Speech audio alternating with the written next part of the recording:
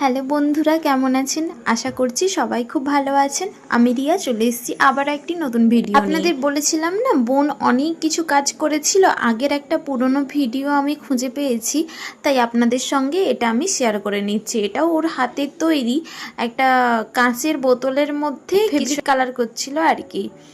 দেখে জানাবেন কেমন হয়েছে, পুরোটা দেখতে থাকুন স্কিপ না করে।